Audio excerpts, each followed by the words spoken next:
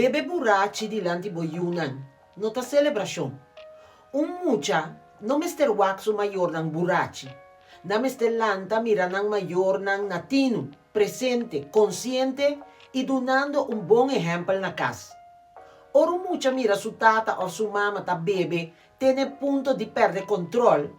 Lo que nanta signa no ta alegría, sino confusión. Y nanta normaliza un comportación que no mester ta parte di nang infancia. Mucha ta observa y ta copia el gesto, actitud y decisión aquí den silencio. Si nang lanta ta mira alcohol como parte de cada encuentro, nang lo comprende kutasina ta atende ko emoción, problema y fiesta nang. Lo que ta parece inofensivo awe ta vira un costumbre mañana. Un mayor kuta burachi dilanti suyunan ta perde autoridad. Nan no podrecha lo que nan mes ta practica.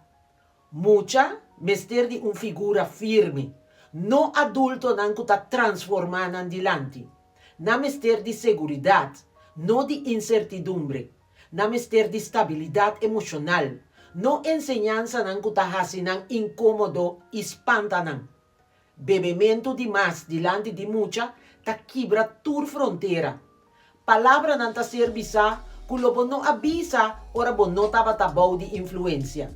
Decisión nan ta ser tuma que después lo bo lamentar.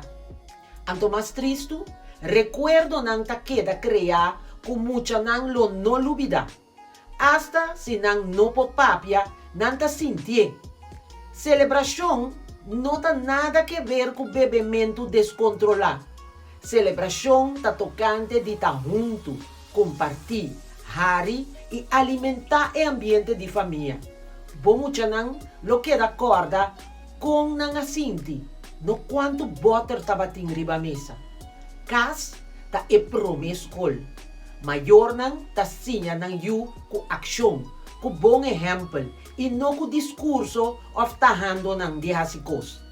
Camina ting conscientización, ting respeto, y camina ting respeto, ting amor verdadero. Pensé.